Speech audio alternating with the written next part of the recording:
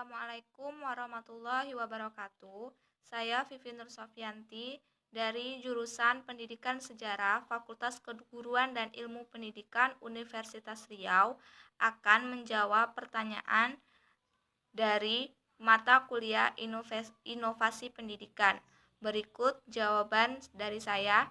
Jawaban yang pertama yaitu menurut saya penggunaan kata yang tepat adalah menggunakan istilah inovasi atau innovation, di mana innovation adalah suatu ide, barang, kejadian, metode yang dirasakan atau diamati sebagai suatu hal yang baru bagi seseorang atau sekelompok orang masyarakat, baik itu berupa hasil invention maupun discovery. Inovasi adalah suatu ide, hal-hal yang praktis, metode, cara, barang-barang buatan manusia yang diamati atau dirasakan sebagai suatu yang baru bagi seseorang atau sekelompok orang atau masyarakat. Hal ini baru dapat berupa hasil invensi atau discovery yang digunakan untuk mencapai tujuan tertentu atau untuk memecahkan masalah.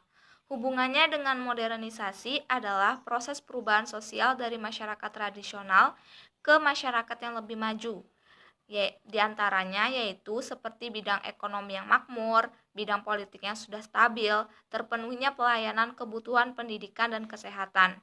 Inovasi dan modernisasi ini keduanya merupakan perubahan sosial. Perbedaannya hanya pada penekanan ciri dari perubahan itu.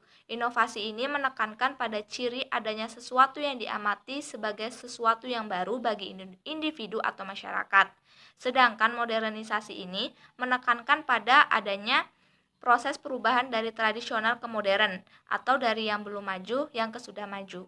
Selanjutnya jawaban yang kedua itu yaitu ada beberapa model proses inovasi.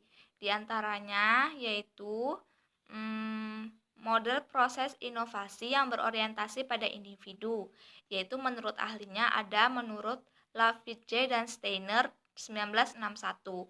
Itu ada beberapa, yaitu menyadari, mengetahui, menyukai, memilih, mempercayai, dan membeli. Dan menurut Coley 1961 itu ada belum menyadari, memahami, mempercayai, dan mengambil tindakan. Dan menurut saya, model proses inovasi yang baik itu ada model penelitian, model pengembangan, dan difusi, di mana model inovasi ini berdasarkan pemikiran bahwa setiap orang tentu memerlukan perubahan dan unsur pokok perubahan ialah penelitian, pengembangan, dan difusi. Jawaban nomor 3 yaitu menurut saya itu merupakan inovasi, karena inovasi itu adalah suatu perubahan yang baru yang menuju ke arah perbaikan yang lain atau berbeda dari yang ada sebelumnya, yang dilakukan dengan sengaja dan berencana. Tujuan inovasi pendidikan ini adalah meningkatkan efisiensi, relevansi, kualitas, dan efektivitas. Bisa dikatakan bahwa perubahan inovasi ini guna untuk membuat sistem pendidikan di Indonesia membaik dan semakin berkualitas. Baiklah, saya akan menjawab pertanyaan nomor 4. Menurut saya itu lebih baik, karena setiap inovasi tentunya akan menjadi lebih baik gitu. Cara penggunaannya itu dan cara-cara metode yang baru itu lebih baik ke depannya. Karena perubahan sosial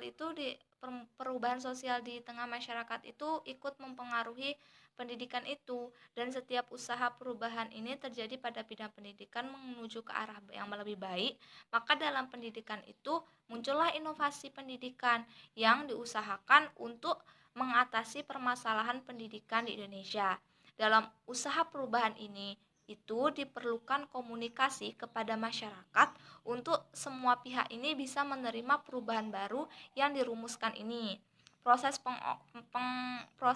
mengkomunikasikan ini, proses dengan cara interaksi dan dengan cara dibilangin ini dikenal itu sebagai difusi. Setelah proses pengkomunikasian ini, maka selanjutnya ada itu pengambil keputusan. Nah, pengambil keputusan ini apakah akan setuju dengan inovasi yang digunakan tersebut atau akan menolak inovasi yang digunakan untuk kedepannya tersebut.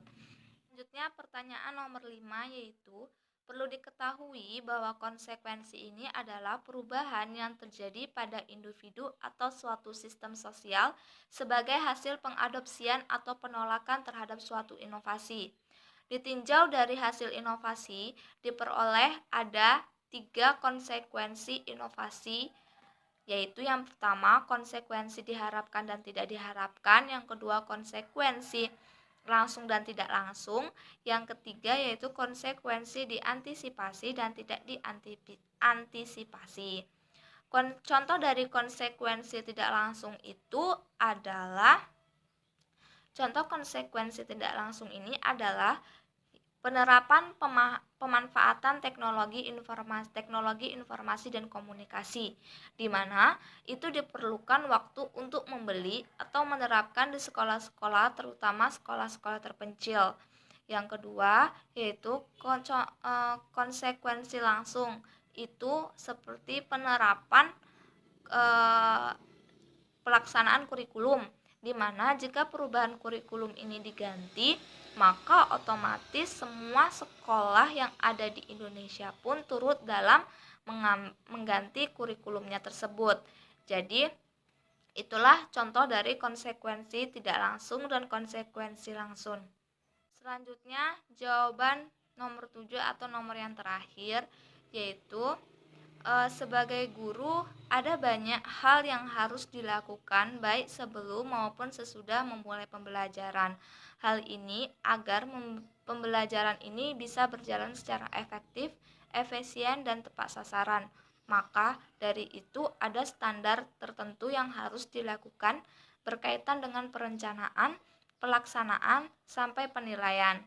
Pembelajaran yang efektif dan efisien ini maksudnya adalah pembelajaran yang memungkinkan peserta didik untuk mencapai tujuan pembelajaran yang telah ditetapkan secara maksimal dengan penggunaan komponen pembelajaran yang minimal. Komponen dalam hal ini adalah seperti waktu, tenaga, dan biaya. Dan metode yang efektif dan efisien itu yaitu metode yang sesuai dengan bahan ajar, karakter peserta didik, tujuan belajar agar tepat sasaran. Sebenarnya ini bukanlah hanya metode, tetapi perlu diperhatikan keberhasilan dari proses pembelajaran ini juga dapat ditentukan oleh teknik dan sumber belajar yang digunakan seorang guru. Jadi, faktor penunjang pembelajaran yang efektif dan efisien pasti dapat diciptakan kondisi-kondisi yang menyenangkan bagi perkembangan kreativitas peserta didik yang dilakukan oleh guru, agar peserta didik dapat menerima sasaran apa yang kita seorang guru bicarakan dan apa yang seorang guru sampaikan. Demikianlah jawaban dari pertanyaan-pertanyaan yang diajukan oleh